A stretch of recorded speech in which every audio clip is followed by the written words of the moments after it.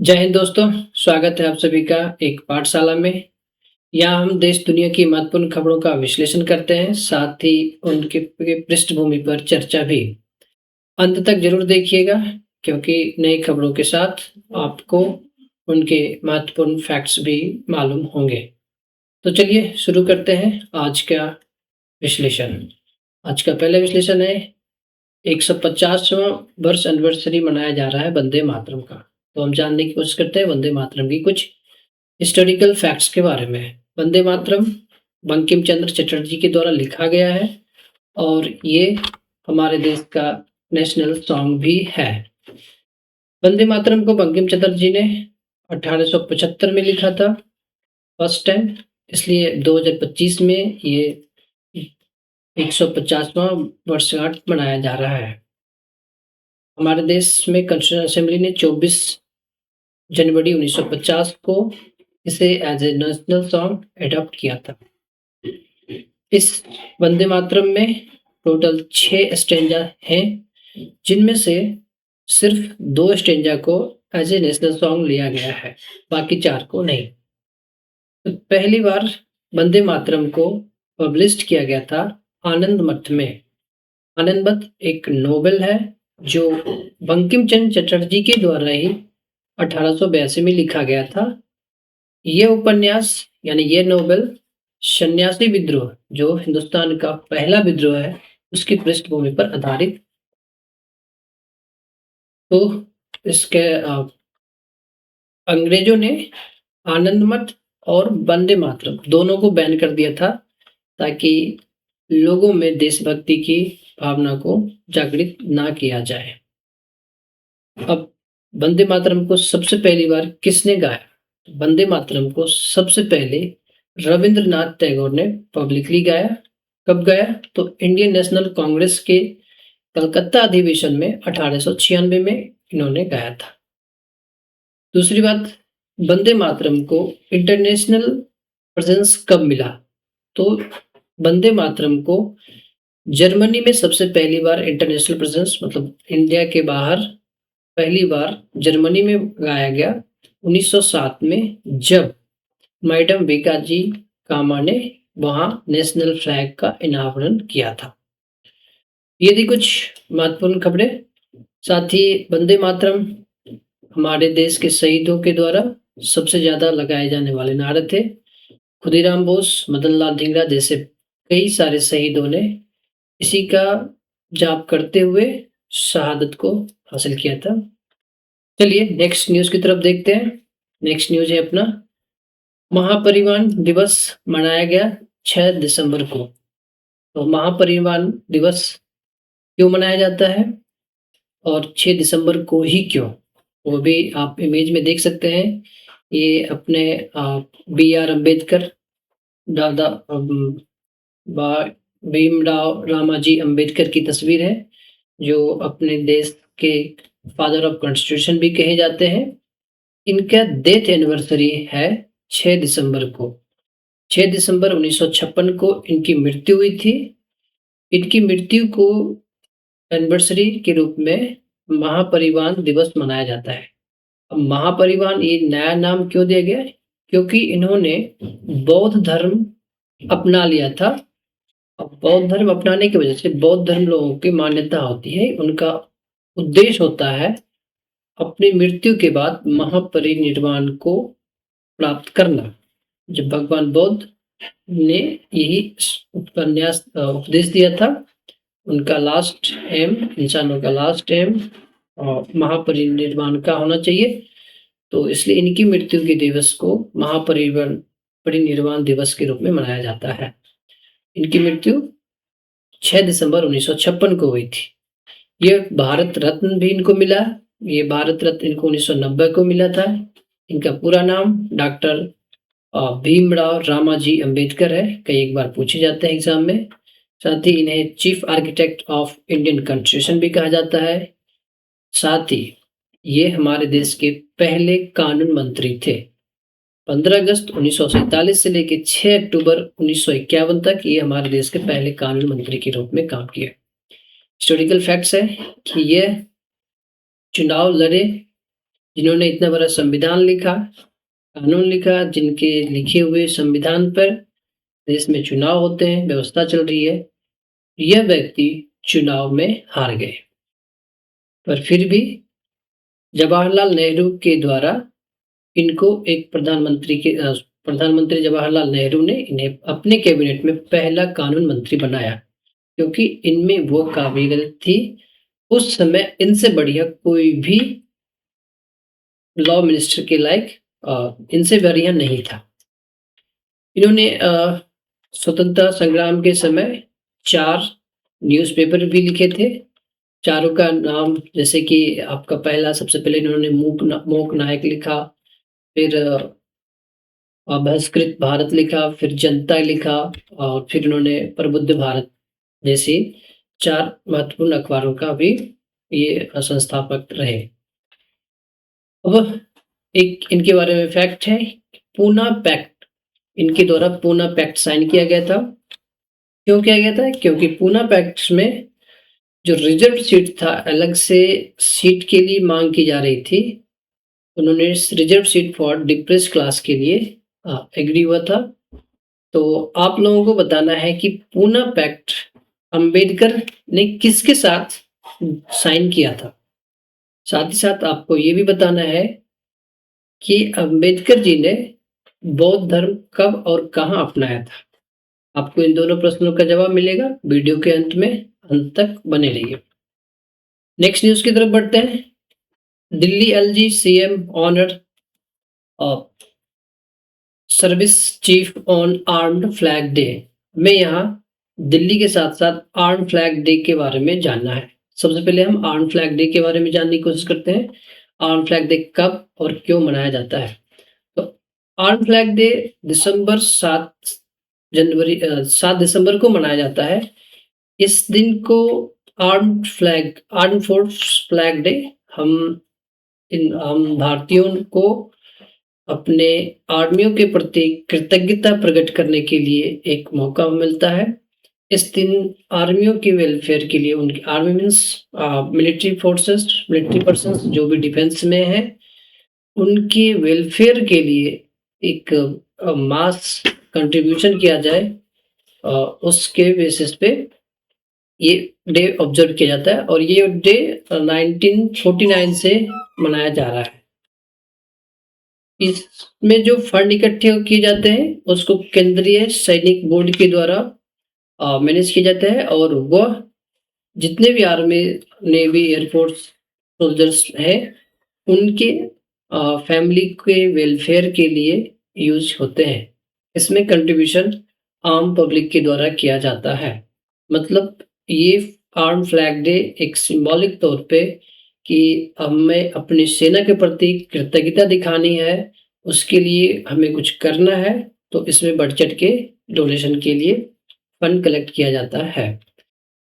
Next हम देखते हैं कि अब चूंकि आर्मी से रिलेटेड है, मीन्स यहाँ पे डिफेंस से रिलेटेड है, तो हम अपने देश की बड़े पद पे जो बैठे अधिकारी हैं अभी, उनके नाम के बारे में देखते हैं। जैसे आप इमेज में देख सकते हैं, यहाँ पे आपको हिंदुस्तान के अभी टॉप मोस्ट डिफेंस पोजीशन पे बैठे हुए सारे महानुभव दिखेंगे।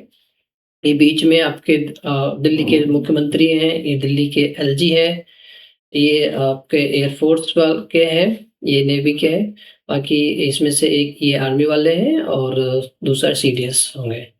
तो चलिए देखते हैं आगे अपने देश के उन बड़े पद पे बैठे हुए अधिकारियों के नाम। तो अभी सबसे पहले सीडीएस के बारे में, chief defence of staff. Defence of staff कौन है? जो तीनों सेनाओं के कंबाइंड हेड माने जाते हैं, तो वो है अपना जनरल अनिल चौहान। याद रखना ये दूसरे सीडीएस है। पहले सीडीएस जनरल बिपिन रावत थे, जिनकी एक दुखद हेलीकॉप्टर घटना में मृत्यु हो गई। अगला, आर्मी का स्टाफ, चीफ ऑफ आर्मी को क्या कहा जाता है? तो चीफ ऑफ आर्मी स्टाफ कहा जाता है, जो अभी अपना जनरल उपेंद्र द्विवेदी है। आर्मी के चीफ को chief of army staff, air force के चीफ को एयर चीफ मार्शल कहा जाता है, जो अपना अमरप्रीत सिंह है। नेवी के चीफ को चीफ ऑफ नेवल स्टाफ, और ये भी अपने एडमिरल दिनेश त्रिपाठी हैं। अब चूँकि डिफेंस से बात हो गई है, तो आपको बताना है कमेंट बॉक्स में कि हमारे देश में जो डिफेंस डे जैसे कि आर्मी दिवस, army day, navy day, air force day, BSF day, Kargil दिवस, विजय दिवस, ये सब जो मनाया जाता है, किस डेट को मनाते हैं और क्यों मनाते हैं? कमेंट में ज़रूर लिखिएगा। आप लास्ट तक ज़रूर देखिए, इसी वीडियो के लास्ट में हम इस सारे प्रश्न का भी दोबारा से उत्तर देंगे, क्योंकि हमने सेम प्रश्न 2 दिन पहले भी किया है। चलिए अब दिल्ली की एलजी के नाम भी जान लेते हैं। दिल्ली का LG means note company LG वाला। ये लेफ्टिनेंट गवर्नर की बात की जाती है, तो दिल्ली में लेफ्टिनेंट गवर्नर होते हैं, ना कि गवर्नर होते हैं। दूसरी बात, अब दिल्ली में मुख्यमंत्री भी हैं, लेकिन ये दिल्ली राज्य नहीं है, यह एक यूटी है। अभी हम दिल्ली के यूटी और इसके साथ जो सीएम है और यहाँ पे गवर्नर ना होके लेफ्टिनेंट गवर्नर है, वो कैसे फंक्शन करते हैं, मीन्स दिल्ली की एडमिनिस्ट्रेशन को भी समझने की कोशिश करेंगे। अभी दिल्ली के एलजी हैं विनय कुमार सक्सेना और दिल्ली की मुख्यमंत्री हैं रेखा गुप्ता। तो चलिए थोड़ा सा समझने की कोशिश करते हैं दिल्ली के एडमिनिस्ट्रेशन को। तो देखिए, जब देश आज़ाद हुआ था, अंग्रेजों से सत्ता को ट्रांसफ़र करके इंडियन लीडर्स को दिया गया था। जब हमारी कानून लिखी जा रही थी, उस समय अपने देश लगभग 2 भागों में थे। एक पे जहाँ डायरेक्ट गवर्नमेंट का कंट्रोल था, दूसरी जगह जहाँ पे प्रिंसली स्टेट या फिर राजे लोग का था। तो पूरे हिंदुस्तान को 4 कैटेगरी में डिवाइड किया गया था। तो सभी को 4 रीजन में डिवाइड करके part A, part B, part C, part D करके रखा गया था। तो पार्ट ए में उनसे रीजन को रखा गया जो जिस पे डायरेक्ट ब्रिटिश का रूल था, गवर्नर रूल्स चलते थे। दूसरे वहाँ कुछ पार्ट बी में प्रिंसली स्टेट को कैटेगराइज किया गया था। जो भी प्रिंसली स्टेट था, उसको पार्ट बी में रखा गया। पार्ट सी में चीफ कमिश्नर रीजन को रखा गया, जहाँ पे चीफ कमिश्नर के रीजन होते थे, जो जिस रीजन का हेड चीफ कमिश्नर हुआ करता था, उसको पार्ट सी में रखा गया था। पार्ट सी में केवल 4 राज्य थे, मतलब 4 रीजन्स था। आप उसको नाम याद रखने के तौर पे ABCD याद रख सकते हैं। A for Ajmer, B for Bhopal, C for Kaur and D for Delhi. तो मतलब जब देश आज़ाद हुआ था, उस समय दिल्ली को पार्ट सी कैटेगरी में रखा गया था। पार्ट डी में सिर्फ और केवल सिर्फ एक ही रीजन था, वो था अपना अंडमान निकोबार। चलिए आगे देखते हैं कि फिर दिल्ली को पार्ट सी में रखा गया था, या ये जो फिर पार्ट का सिस्टम है ये खत्म कैसे हो गया, और खत्म होने के बाद ये यूटी का कॉन्सेप्ट कब से आया। तो जब आज़ादी के बाद 7वां कॉन्स्टिट्यूशन अमेंडमेंट एक्ट लागू हुआ 1956 में। 7th constitutional amendment act 1956।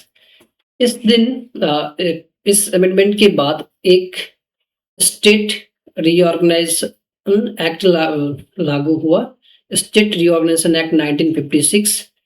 इससे इस दोनों, एक constitutional amendment act and SRA state reorganisation act 1956, इसके बाद से इस 4 जो ग्रुप बांटे गए थे राज्यों का, उसको कन्वर्ट किया गया और परमानेंट व्यवस्था बनाई गई, आइदर स्टेट और यूटी।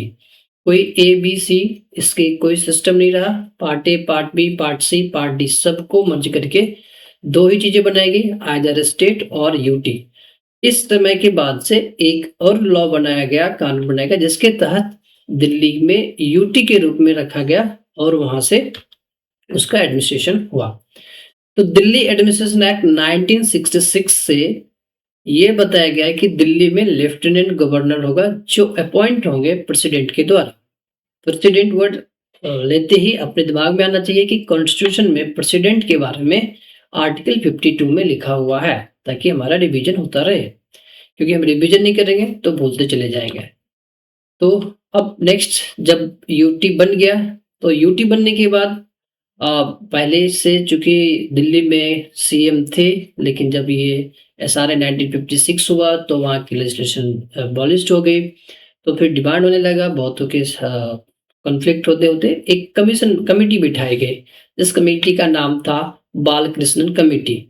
बालकृष्णन कमेटी 1986 में आई। उन्होंने रिकमेंड किया कि दिल्ली को यूटी ही रहने दिया जाए, लेकिन इसके साथ लेजिस्लेटिव भी होना चाहिए, लेजिस्लेचर भी होना चाहिए, मतलब विधानसभा भी होना चाहिए। मतलब बालकृष्णन कमेटी के रिकमेंडेशन पर दिल्ली को यूटी विथ लेजिस्लेचर यानी विधानसभा बनाया गया। मतलब दिल्ली अभी भी यूटी ही है, यूनियन टेरिटरी ही है, ना कि एक स्टेट है। लेकिन अब इसे लेजिस्लेचर बनाया गया, तो इसलिए यहाँ पर मुख्यमंत्री भी है, जिनका चुनाव डायरेक्ट इलेक्शन के द्वारा होता है। हम उस पर भी आगे चर्चा करते हैं। तो देखिए, रिकमेंडेशन के बाद उस रिकमेंडेशन को इम्प्लीमेंट करने के लिए संविधान में संशोधन किया गया, कुछ एक्ट्स बनाए गए, उसके बाद यहाँ पे विधानसभा लागू हुई। तो 69th कॉन्स्टिट्यूशनल अमेंडमेंट एक्ट 1991 में 2 अमेंडमेंट की गई। संविधान में 2 आर्टिकल ऐड किए गए। पहला आर्टिकल 239 ए जो दिल्ली में नॉर्मल कंडीशन हो, जब कोई प्रॉब्लम नहीं हो, नॉर्मल स्थिति हो, उस समय लागू होगा आर्टिकल 239 ए।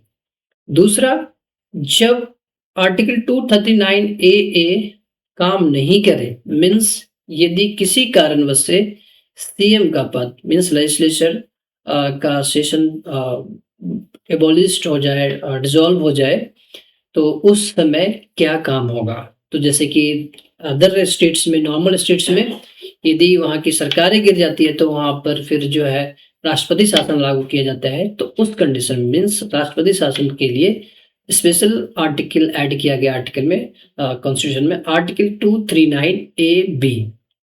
यदि आर्टिकल 239 ए फेल होता है, तब जाके ये आर्टिकल लागू होगा।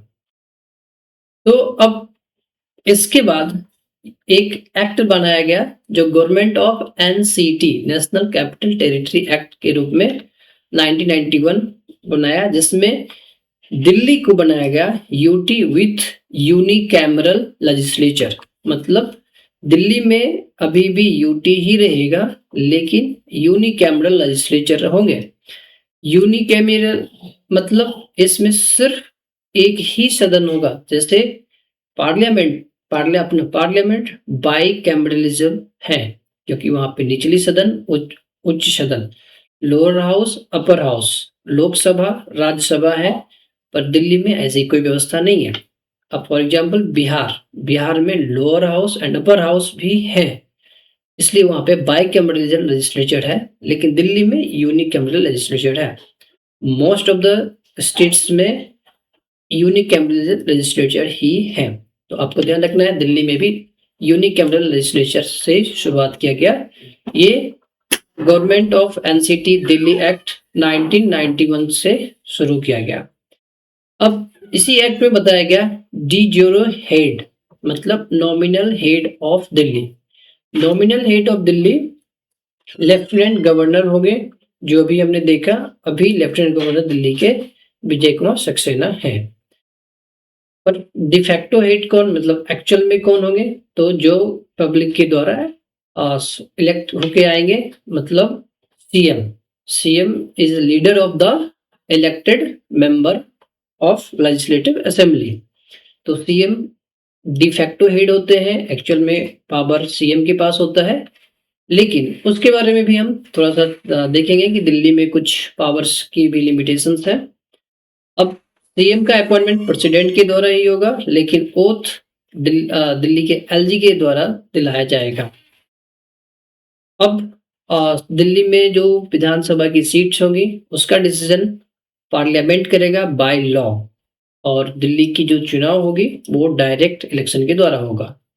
डिसाइड किया गया है कि दिल्ली में 70 सीटें हैं, और फिर 19 कॉन्स्टिट्यूशनल अमेंडमेंट एक्ट 2003 से दिल्ली में मैक्सिमम 10% मिनिस्टर की, जितने भी उसकी टोटल सीट्स हैं, उसके मैक्सिमम 10% ही मिनिस्टर हो सकता है। मतलब दिल्ली में टोटल 70 सीट है, तो 70 का 10% मतलब 7, तो दिल्ली में मैक्सिमम 7 मिनिस्टर्स ही हो सकते हैं इंक्लूडिंग सीएम। सीएम के अलावा मैक्सिमम 6 ही मिनिस्टर होंगे, इससे ज़्यादा नहीं हो सकता है। लेकिन यही प्रावधान दूसरे स्टेट्स के लिए 15% का है। इसलिए दूसरे स्टेट्स में जहाँ पे नंबर ऑफ लेजिस्लेटिव असेंबली में सीट ज़्यादा है, वहाँ पे ये 15% का कोटा ये भी ज़्यादा है, तो वहाँ पे आपको 7 से ज़्यादा मिनिस्टर मिल सकते हैं, बट दिल्ली में नहीं। इसके साथ ही दिल्ली स्टेट्स की, जैसे कि हर स्टेट्स को एक state list, concurrent list, state list में जो भी चीज़ें डाली गई है, उसके हर चीज़ पे लॉ बनाने का फुल पावर होता है, पर दिल्ली में नहीं। दिल्ली में एक्सक्लूड किया गया है थ्री थिंग्स। वो क्या-क्या है? एंट्री नंबर 1, स्टेट लिस्ट्स के एंट्री नंबर 1 जिसको पब्लिक ऑर्डर कहा गया है। एंट्री नंबर 2 स्टेट लिस्ट्स में entry number 2 police, and state list के एंट्री नंबर 18 लैंड। इन तीनों पर कानून व्यवस्था बनाने का अधिकार दिल्ली सरकार को नहीं है। इसके लिए पार्लियामेंट के द्वारा ही बनाया जाएगा। ये भी इसी आर्ट कानून के द्वारा government of NCT Delhi act 1991 में डिस्कस किया गया है, बताया गया है। तो ये थी कुछ खबरें जिसके बारे में आपको बताया गया है। आपको कमेंट बॉक्स में लिखना है कि वो पहला राज्य कौन सा है जो भाषा के आधार पे बनाया गया, और साथ ही अभी जो हमने देखा दिल्ली की गवर्नमेंट को ओथ एलजी दिलवाते हैं, तो इस ओथ के बारे में, मतलब कौन से पद पे बैठे हुए व्यक्ति कौन सा ओथ लेंगे, उसके बारे में कहाँ लिखा हुआ है, आप हमें कमेंट बॉक्स में जरूर बताइएगा। आपको इसका आंसर नेक्स्ट वीडियो में मिलेगा। नेक्स्ट देखते हैं, नेक्स्ट न्यूज की तरफ बढ़ते हैं। नेक्स्ट न्यूज है अपना 11th India international science festival शुरू हो चुका है। अब ये इंडिया का इंटरनेशनल साइंस फेस्टिवल है, जहाँ पे भारत और विभिन्न राज्य के हजारों छात्र और युवा, शोधकर्ता और विज्ञान लोग भाग लेते हैं। इसमें डीआरडीओ के और इसरो के भी प्रमुख वैज्ञानिक और वरिष्ठ वैज्ञानिक यहाँ पहुँचते हैं, और इस पे डिस्कशन होती है, चर्चा होती है, बहुत सारे यहाँ पे संवाद होते हैं। अब ये इंटरनेशनल साइंस फेस्टिवल बिगिंस हुआ है, तो ये किन के द्वारा ऑर्गेनाइज किया जाता है, किस मिनिस्ट्री के द्वारा ऑर्गेनाइज किया जाता है, और उस मिनिस्ट्री के, उस मंत्रालय के मंत्री अभी कौन है? तो देखिए, ये ऑर्गेनाइज किया जाता है union ministry of science and technology. याद कीजिएगा, Indian international science festival organise किया जाता है union ministry of science and technology. इस बार की थीम है अपना, अभी यहाँ पे आपको मेंशन किया गया है, विज्ञान से समृद्धि और आत्मनिर्भर भारत। ऑब्वियसली बात है, आपका मोटो है कि science to prosperity for self reliance. ये इस साल की इंडिया इंटरनेशनल साइंस फेस्टिवल की थीम है। ये कब शुरू हुआ है? तो ये 6 दिसंबर को शुरू हुआ है पंचकुला में। तो ये था अपना इंटरनेशनल साइंस फेस्टिवल से रिलेटेड कुछ जानकारी। आपको कमेंट बॉक्स में बताना है कि union minister of science and technology अभी कौन है। आपको इसका जवाब इसी वीडियो के लास्ट में मिलेगा। चलिए नेक्स्ट न्यूज की तरफ बढ़ते हैं। आपका नेक्स्ट न्यूज है IGNCA अनवील अभिजीत गौक book on India's culture identity. India की कल्चर आइडेंटिटी के ऊपर में अभिजीत जौग की किताबों का अनावरण किया गया है। अनावरण किसके द्वारा किया गया है? IGNCA के द्वारा, जिसका फुल फॉर्म होता है the Indira Gandhi national centre for arts. अब इस किताब का नाम क्या है? ये किताब का नाम है Bharat that is India reclaiming our real identity. किनके द्वारा लिखा गया? अभिजीत जौग के द्वारा।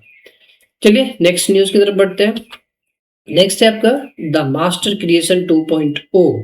The master creation 2.0 a grand showcase of India's finest handicraft. इस आयोजन का जो उद्देश्य होता है, भारत के बेहतरीन शिल्पकारों की कलात्मक उत्कृष्टता को जश्न मनाना, उनको प्रदर्शित करना, जिन्हें पद्मश्री, शिल्प गुरु, संत कबीर पुरस्कार और राष्ट्रीय पुरस्कार से सम्मानित किया गया हो। ये किसके द्वारा ऑर्गेनाइज किया जाता है? तो ये ऑर्गेनाइज किया जाता है the ministry of textile. The ministry of textile के द्वारा द मास्टर क्रिएशन 2.0 का अनावरण हुआ है।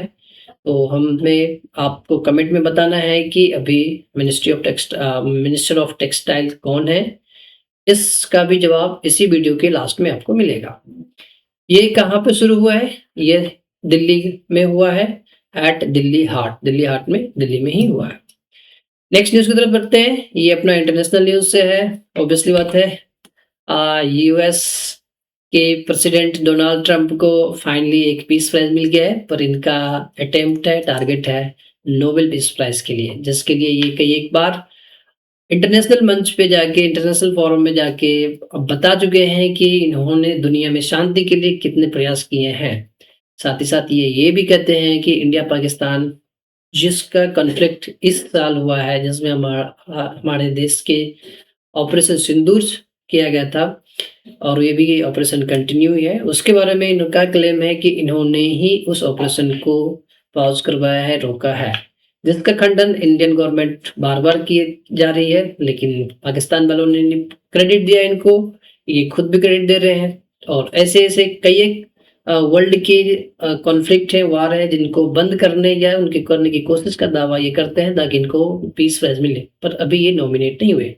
लेकिन हाँ, फाइनली इनको एक peace prize, FIFA peace prize मिला है। तो फीफा का फुल फॉर्म क्या होता है? फीफा का फुल फॉर्म है federation international de football association, जिसको international federation of football association का भी कहा जाता है। यह एक सेल्फ रेगुलेटरी गवर्नमेंट बॉडी है जिसमें जो वर्ल्ड कप में करवाती है। फीफा का होल हेडक्वार्टर स्विट्जरलैंड है। यह फीफा वर्ल्ड कप, मैं अभी फीफा वर्ल्ड कप के बारे में बोल रहा हूँ। फीफा वर्ल्ड कप हर साल, हर चौथे साल मनाया जाता है, जिसकी शुरुआत 1930 में हुई थी, लेकिन 1930 से अभी तक हर चौथे साल पे होता है FIFA world cup, except 1942 and 1946। 1942 और 1944 में फीफा वर्ल्ड कप नहीं हुआ था। फीफा वर्ल्ड कप की शुरुआत 1930 में हुई। हर चौथे साल पे फीफा वर्ल्ड कप खेला जाता है, ये टूर्नामेंट होता है। 42 और 46 में सेकेंड वर्ल्ड वॉर की वजह से नहीं हुआ था। तो चलिए, ये थे कुछ आज की न्यूज़ जिसका हमने विश्लेषण किया। अभी हम थोड़ा आज के जो प्रश्न हमने किया है उसके आंसर की तरफ बढ़ते हैं। तो पहला प्रश्न था आपका, बाबा साहब अम्बेडकर, जिसको बी आर अम्बेडकर, वो कब बुद्धिज्म में कन्वर्ट हुए थे और कहाँ हुए थे? तो बी आर अम्बेडकर 1956 में नागपुर में बुद्धिज्म को अपनाया था। नेक्स्ट न्यूज़, हमने पूछा था आपसे पूना पैक्ट के बारे में। Poona pact B R Ambedkar ने किनके साथ किया था? तो पूना पैक्ट 1932 में हुआ था और यह B R Ambedkar and Mahatma Gandhi के बीच हुआ था। Next, army day. आर्मी दिवस 15 जनवरी 1949 को 15 जनवरी को सेलिब्रेट किया जाता है, क्योंकि 1949 को इसी दिन 15 जनवरी 1949 को lieutenant general K M Cariappa ने पदभार ग्रहण किया था as a commander in chief. ये पहला कमांडर इन चीफ थे। इससे पहले कमांडर इन चीफ ब्रिटेन के ऑफिसर हुआ करते थे। उसी दिन को याद करके आर्मी दिवस, आर्मी डे मनाया जाता है 15 जनवरी को। नेक्स्ट आपसे नेवी डे। अभी हमने पिछले क्लास में ही देखा था, पिछले कुछ क्लास पहले देखा था। 4 दिसंबर को नेवी डे मनाया जाता है, क्योंकि 4 दिसंबर 1971 को ऑपरेशन ट्राइडेंट के तहत इंडियन नेवी ने पाकिस्तान की नेवी को परास्त किया था। यह इंडियो पाकिस्तान वार 1971 का एक हिस्सा था, जिस वार के तहत बांग्लादेश लिबरेट हुआ था और उस बांग्लादेश की आज़ादी को लेकर, बांग्लादेश लिबरेशन यानी इंडिया पाकिस्तान वार 1971 की विजय को लेके हम विजय दिवस भी सेलिब्रेट करते हैं। पर विजय दिवस 4 दिसंबर को सेलिब्रेट नहीं होता है। उसके भी हम देखेंगे विजय दिवस कब सेलिब्रेट होता है। साथ ही साथ अब नेक्स्ट है अपना एयरफोर्स डे। एयरफोर्स दिवस 2 अक्टूबर को सेलिब्रेट किया जाता है। सॉरी, एयरफोर्स डे 8 अक्टूबर को सेलिब्रेट किया जाता है, क्योंकि 8 अक्टूबर 1932 को एस्टेब्लिश्ड हुआ था। सॉरी, विजय दिवस 6 दिसंबर को अभी बताया, liberation of Bangladesh, India Pakistan war 1971। Kargil दिवस, कारगिल युद्ध हुआ था 1999 में 26 जुलाई को मनाया जाता है। बीएसएफ राइजिंग दिवस, बीएसएफ की स्थापना के दिन मनाया जाता है 1 दिसंबर को, क्योंकि 1965 इंडिया पाकिस्तान वार के बाद इसका एस्टेब्लिशमेंट हुआ था। अब हमारे सवाल थे, who is the union minister of science and technology? तो आंसर है आपका doctor Jitendra Singh. And last question है, who is the union minister of textile? तो वो है आपका doctor Giriraj Singh. Sorry, not doctor, वो डॉक्टर नहीं है, श्री गिरिराज सिंह। ये था आज के सवाल जो हमने पूछे, उसके जवाब। साथ ही आपके लिए आपको कमेंट में बताना है कि 3 सवाल मैं आपसे पूछूँगा। जैसे कि आपका पहला सवाल है, महात्मा गांधी को भारत रत्न मिला या नहीं? इसके बारे में बताना है। और इंडिया रशिया के बीच जो पहला ट्रीटी हुआ था 1971 में इंदिरा गांधी के द्वारा, उस ट्रीटी का नाम क्या था? नेक्स्ट अगला तीसरा सवाल है, राज्यसभा सदस्य बनने के लिए कम से कम कितनी उम्र की ज़रूरत है? कितनी उम्र रिक्वायर्ड है राज्यसभा सदस्य बनने के लिए? साथ ही as a Rajya Sabha member nominate president के द्वारा किए जाते हैं, वो कौन से ग्राउंड हैं? किस फील्ड वालों को प्रेसिडेंट एक राज्यसभा मेंबर नॉमिनेट कर सकते हैं? तो ये थे कुछ आज के सवाल। यदि इन सवालों का जवाब आता है तो कमेंट बॉक्स में जवाब दीजिए, नहीं तो नेक्स्ट वीडियो का इंतज़ार कीजिए, हम वहाँ इन सारे सवालों का जवाब देंगे। साथ ही कुछ नए अपडेट्स और उनके विश्लेषण के साथ फिर हाजिर होंगे। अभी तक देखने के लिए धन्यवाद। हम फिर मिलेंगे नई वीडियो में, नई न्यूज़ और इम्पोर्टेंट विश्लेषण एंड क्वेश्चन के साथ। धन्यवाद।